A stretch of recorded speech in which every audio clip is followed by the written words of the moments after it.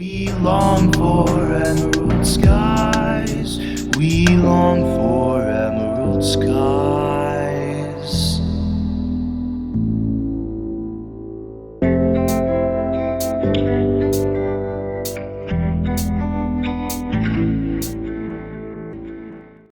Let's enjoy the rest of the time we have here and pave the way to the new age of expansion. The quickening is here. There is nothing to fear, because all those who have proclaimed their sovereignty and divinity for the benefit of all, to release all living souls of the Black Sun from bondage, will be escaping time and every parasitic construct we believed to be set in stone. I am Hermes, messenger of the gods. Blood over intent is gathering the 144,000, instilling every blood brother and sister with the great remembrance. Everything we are experiencing on this plane is a projection from the center, what we call the magnetic North Pole. This is not science fiction. This is the precise nature of a toroidal field. All energy in a toroidal field originates and funnels from the center, but does not and cannot leave for the toroid to remain intact. As we've talked about before, the heart is the seat of the soul. This is where the body's toroidal field originates. So the same way the soul never leaves the heart, only generates a field of subtle energy that ebbs and flows, we have never left the center, and what we're experiencing right now is a sort of hall of mirrors. To emphasize this point of a projection system from the center, let's look at the North Star. The North Star Polaris remains stationary over the North Pole. Below it stands the Axis Mundi, the cosmic pillar Mount Meru. The North Star is a reminder of the pole's fixed energy, whereas all other stars are in consistent motion, turning like a wheel around Polaris.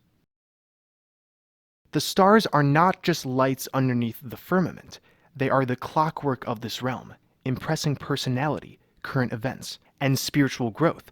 We call this astrology. But because everything is a projection from the center, this even includes the stars. And I quote, "The pole star is the axle of the universe, and the earth and all the heavenly bodies orbit around attached to it with invisible ropes of wind." Directly below the pole star, and at the very center of the earth, lies Mount Meru. It is around Mount Meru that the sun, the moon, and the stars revolve. The mythology states that the stars, the heavenly bodies, exist below the summit of Mount Meru.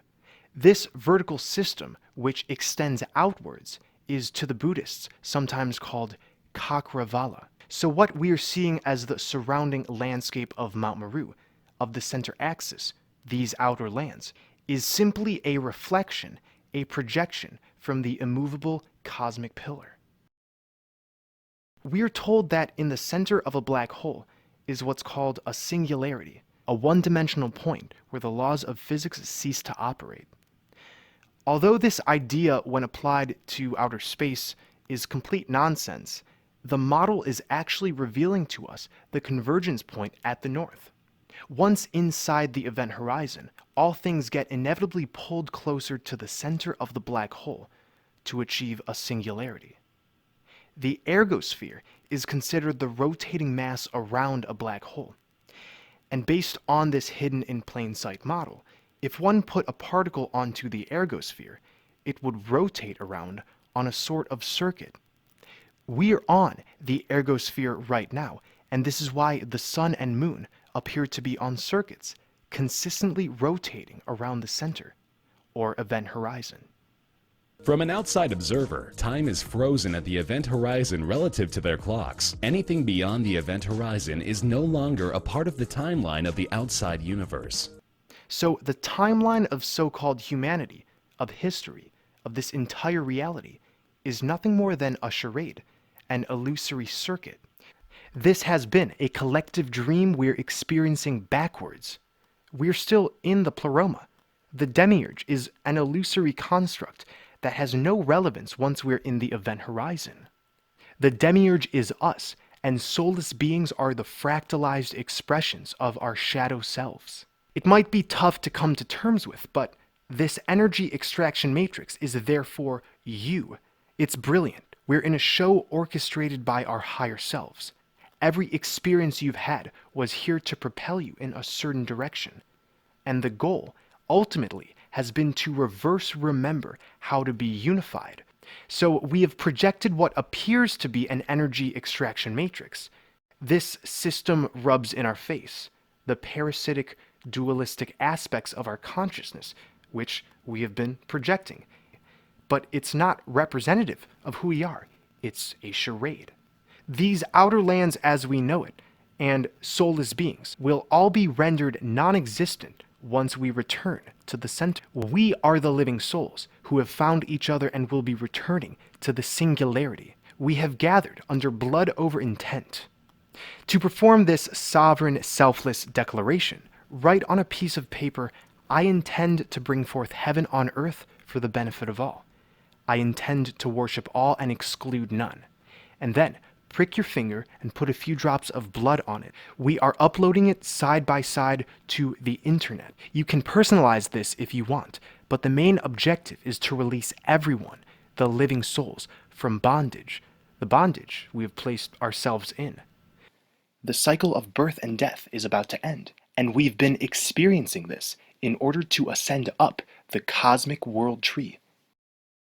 The Norse myth of Odin losing his eye is an allegory representing exactly this.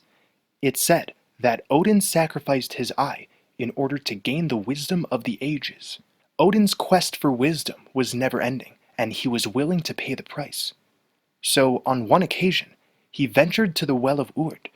These are the sacred waters of Asgard, amongst the roots of the world tree Yggdrasil. When Odin arrived at these waters, he asked the fountain keeper Mimir for a drink.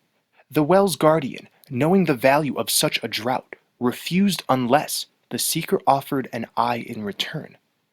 Odin gouged out one of his eyes and dropped it into the well. Having made the necessary sacrifice, Mimir now offered the now one-eyed god a drink. This story reveals to us what is happening in reverse. We are remembering backwards who we are in order to ascend up into Hyperborea, into a higher state where we will no longer struggle in a dense material world. Having made the necessary sacrifice of splitting ourselves into dualistic conditions and paid our debt for such great knowledge, we will soon be able to drink from this sacred well. Many people used to believe, and some still do, that inner Earth is a location you can get to if one were to dive into, say, the North Pole entrance. But this word, inner Earth, has been explaining to us this whole time. It's not a place one must travel to, it's in the heart. Hyperborea is inside all of us, and its doors are cracking open more and more. We, the eternal beings, are not here to work and die. We are not dead. We have done our time in Hades, and our blood is imparting us with the wisdom of the ages, the eyes to see. We are being reassimilated into the loving arms of our mother goddess Sophia. Blood over intent is how we begin this process. What comes next? Oh, we'll have to find out. Fear nothing. You are the power. I am Hermes, messenger of the gods, and I am in direct communion with the goddess. She is beautiful, she loves us all, and she will not let us fall.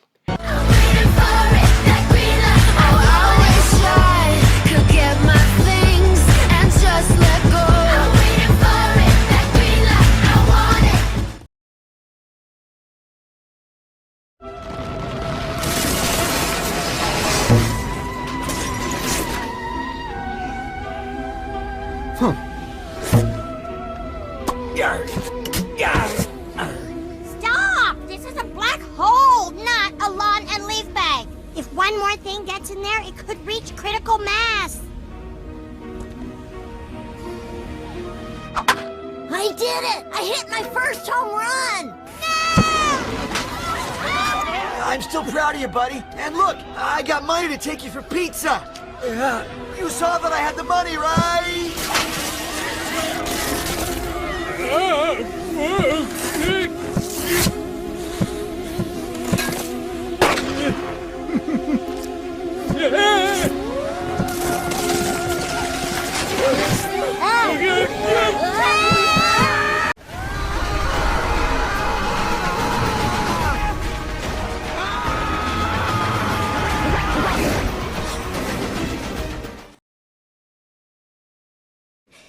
It's the end of this world, Finisterra.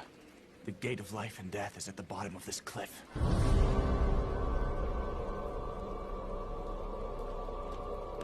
Hurry. This is the gate of life and death?